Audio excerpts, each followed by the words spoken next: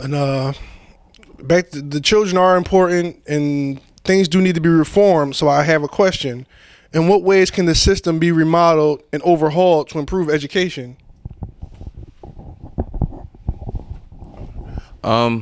I believe we have to step back for a second and identify students' individual needs. I think putting 40 to 50 kids in a classroom is too much, and you're not focusing on their individual needs. I mean, motivation, everybody's motivated by different things. I'm motivated by one thing, James may be motivated by another thing, Jason may be motivated by another thing. So there's no way a teacher can identify what's motivating to a student if it's 40 to 50 of them in a classroom. We have to, I honestly believe we have to take more of a special education standpoint and look at things individually. They take students who can't focus in a regular classroom setting, and they focus on their individual needs to get them back into the regular population. But once they get back in there, you're sending them right back to a population where they failed at already.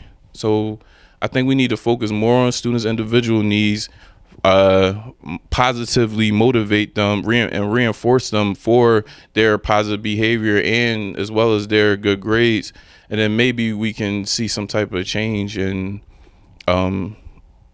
their behavior and their grades. I also agree with that. The focus definitely has to get put back onto the students. At the end of the day, yes, we all understand that profits drive everything. But when it comes to education, the system needs to be like overhauled. Like it needs it like quickly, because it's deteriorating every year. How can you justify cuts to a system that is pushing out more dropouts than anything? Like it just can't be justified. If you justify it from a profit motive, then yeah, you can justify it because they're trying to put more money into their pockets. But if you actually look at it from that you're trying to do the right thing for the students and their education, then you cannot justify cutting back. You cannot justify someone using textbooks from 5 years ago as opposed to having the brand new textbooks. Like, things change every year. So if things are changing every year, so should the textbooks, so should the instructions and the supplies and everything. So just to remodel the system, it's going to take a lot of work, but we have to all come together. And when I say we, I mean the government, I mean the people, whether they're poor or rich. We all need to come together and understand that the children are the future, and without preparing them for the future, where does that leave us? I just had another point. I think there needs to be also more focus on results and getting results and having more of a timeline and shortening a timeline. Right now, students, they receive quarterly report cards, and that shows them the progress that they're doing. But I think maybe we need to shorten that a little bit. If students are struggling, by the time they get their next report card, it's going to be kind of hard to pull them back in. Maybe we need to focus a little bit more on a week-to-week basis and not so much on the quarterly or even a half or 6 months or to a year. We need to work on progressing students throughout the school year slowly but surely, and not so much on a larger level. To reform, I think we definitely have to switch up the whole system. I think we need to get the parents involved, and that the parents can receive rewards as well. I believe if the students get their grades up, instead of cutting the budget and people up top pocketing the money, why don't the parents actually receive benefits for their kids doing well in school? Like, why not take some money off a gas bill or an electric bill if your kid gets A's and B's? And that way the parents will push their kids to motivate.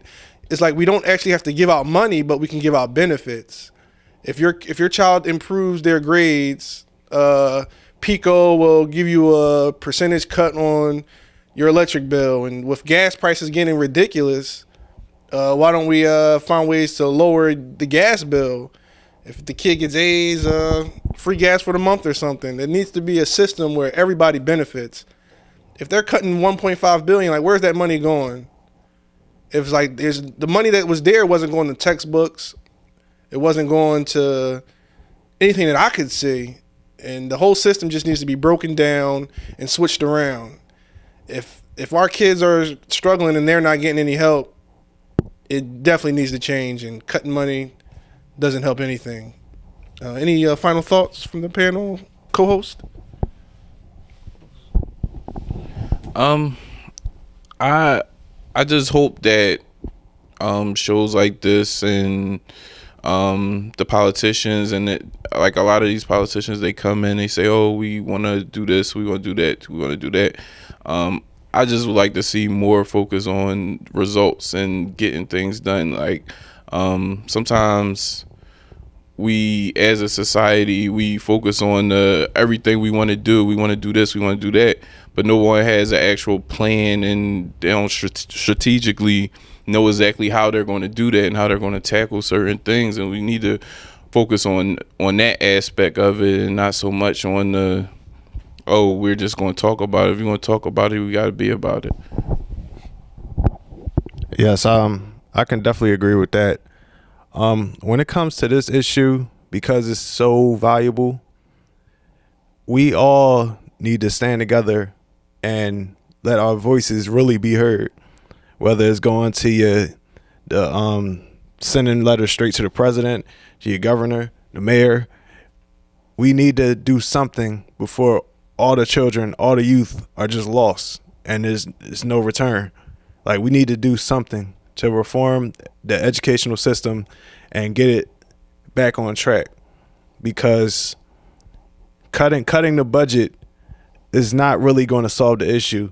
Only way the issue is going to be solved is when you get people in there that's really about the children and about educating them and about making them have a bright future. It's okay. Like right now, we have the top 1% of the country with all the wealth. If the educational system was better, that 1% could be 15%, could be 25%. It could be higher. But that's not going to happen until we start preparing the youth for the future, and a successful future at that. Well, there you have it. That's our topic of this week, education. And at the end of the day, knowledge is power. We live in a capitalistic society. Money is everything.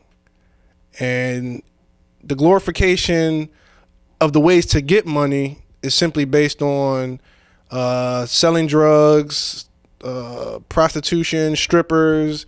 It's all about the quick and the easy buck. And education seems to fall to the side.